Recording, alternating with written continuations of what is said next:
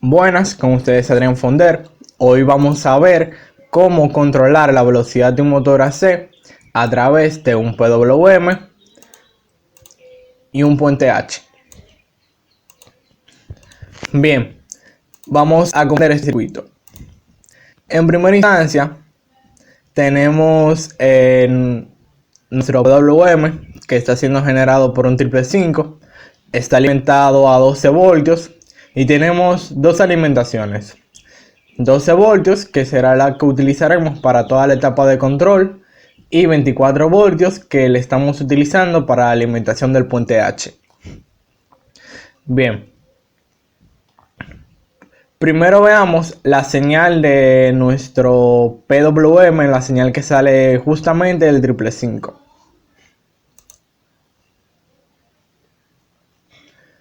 Bien, esta es nuestra señal cuadrada. La podemos variar utilizando el potenciómetro.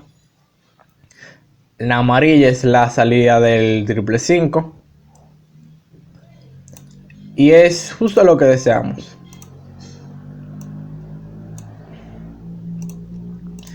Luego del 555 tenemos entonces un flip-flop tipo D.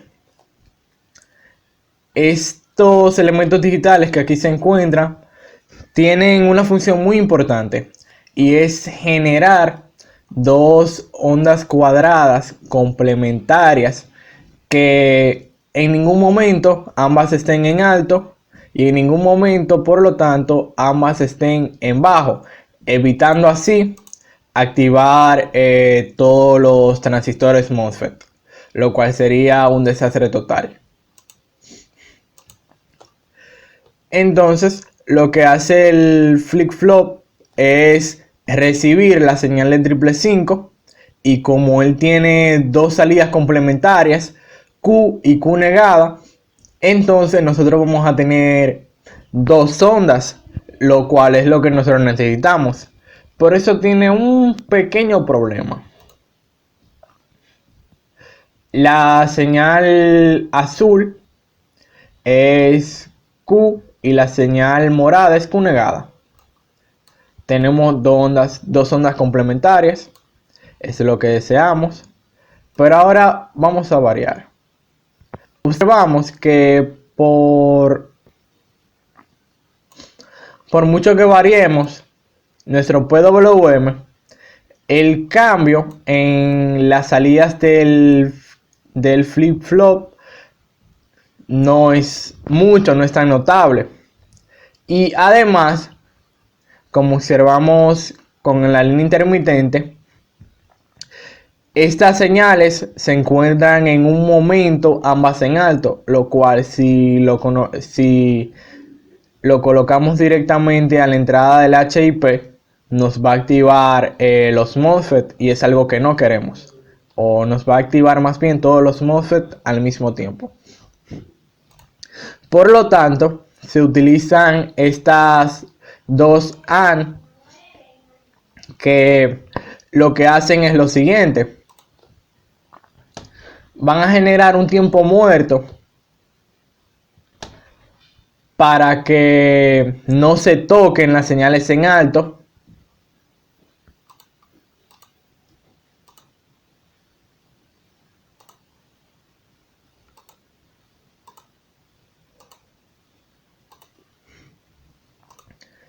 Y además nos van a permitir variar nuestra señal PWM.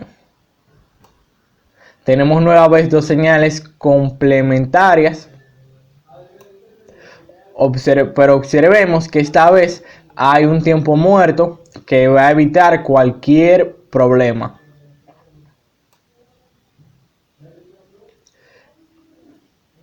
Y además varía en proporción a lo que nosotros variamos el PWM. Ya que nosotros tenemos estas dos señales que son muy necesarias, entonces pasamos a ver el HIP. El HIP, que es un driver para transistores MOSFET. Bien, el HIP tiene como función encargarse, velar, porque los MOSFET reciban en su puerta o en el gate el voltaje necesario para su activación. Para esto utiliza la creación de un voltaje flotante a través de un transistor, de un diodo de rápida conmutación y un capacitor. El capacitor se encarga de almacenar el voltaje y cuando sea necesario descargarse y entregarlo. Vamos a ver los pines que posee el HIP 4081, que fue el que usamos, pero se puede utilizar el 4086, el 4082, el 4080, entre otros, y esos tienen funciones similares con algunas diferencias mínimas. Bien, en el pin 1 tenemos VHV, que se utiliza para la creación del voltaje flotante. VHI es muy importante, al igual que AHI, ya que estos están conectados siempre directamente a 12 voltios. Y estas entradas son las que controlan VHO y AHO, VHO y AHO. Veamos que AHO está conectado a el transistor Q3, que es uno de los transistores de arriba. Y vemos que VHO está conectado al otro transistor de arriba. La idea de siempre tener activos estos dos transistores es simplemente ir alternando entre activar el transistor Q4 y el transistor Q2 para entonces así que se puedan utilizar las dos señales PWM que nosotros generamos anteriormente, y son las señales que tenemos entonces en VLI, que controla VLO, que va al transistor Q2, y la otra que controla ALI, que va a ALO, que controla el transistor Q4. La idea es ir alternando entre activar Q2 y Q4, así también ir cambiando el sentido de la corriente.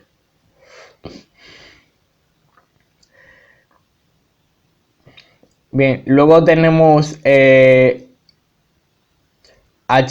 y LDL, que esta vez los vamos a conectar a tierra a través de resistencia de 220 kilo ohms. HV, al igual que VHV, está encargado o influye en la creación del voltaje flotante para la activación de los transistores. VHO ya vimos que está controlado por VHI, VHS, que influye en el voltaje flotante y además tiene una conexión con el transistor.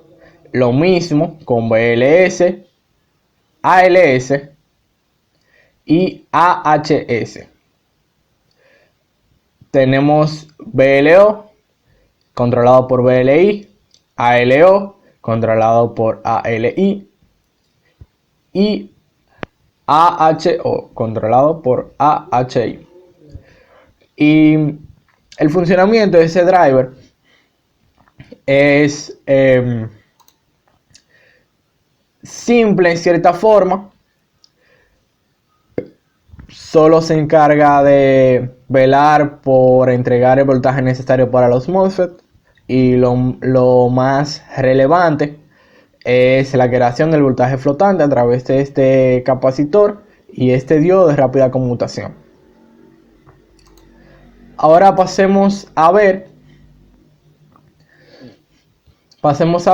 la etapa del puente H, que es una de las etapas más relevantes. Ya vimos de dónde vienen sus conexiones para su control. Algo que tenemos que tomar en cuenta es que viene una señal cuadrada aquí. Por ejemplo, si activa VLO, entonces ALI está desactivado.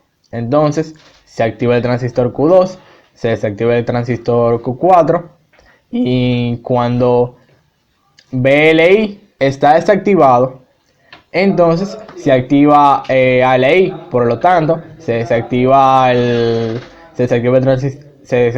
transistor Q2, se activa el Q4. En otro instante se desactiva el transistor Q4 y se activa el transistor Q2. Y en el puente H aquí vemos que la alimentación es distinta. Tenemos aquí 24 voltios, que fue lo que comentamos anteriormente, que 24 voltios sería lo que utilizaríamos para alimentar el puente H. Luego tenemos la carga, que es un transformador que está configurado como elevador, de manera tal que el voltaje máximo que va a ver nuestro motor o va a recibir nuestro motor es de 120 voltios.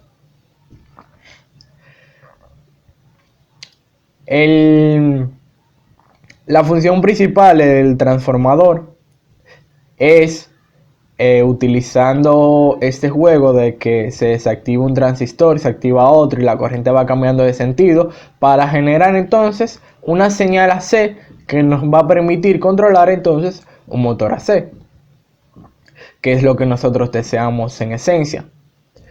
El motor AC entonces en Proteus no tenemos, pero utilizamos este motor DC, que obviamente no funcionará como este video, pero simulará una carga para el transformador. Bien, vamos a colocar aquí un voltímetro AC para medir el voltaje que aquí tenemos.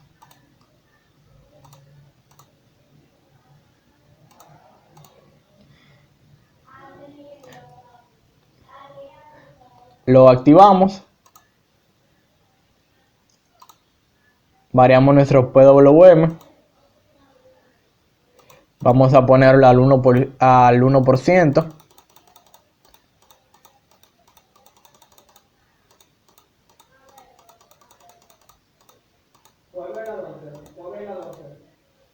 Bien, y observamos que entonces en nuestro voltímetro tenemos 120 voltios, 121 voltios. Bueno, nuestro motor ni siquiera gira, pero esto se debe a que no es un motor AC, sino un motor DC. Entonces está todo el tiempo girando hacia un sentido, girando hacia el otro, y como resultado no se mueve o se mueve de forma muy errática. Bien, vamos a variar nuestra señal PWM para entonces ver que podemos variar el voltaje AC de salida.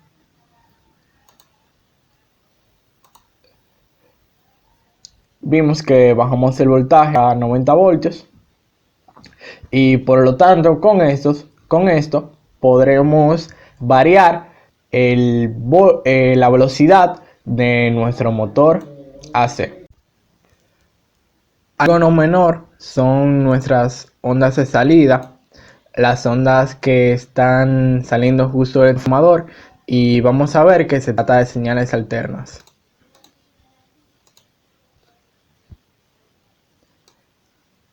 Estas que tenemos, observamos que tienen una parte positiva y una parte negativa,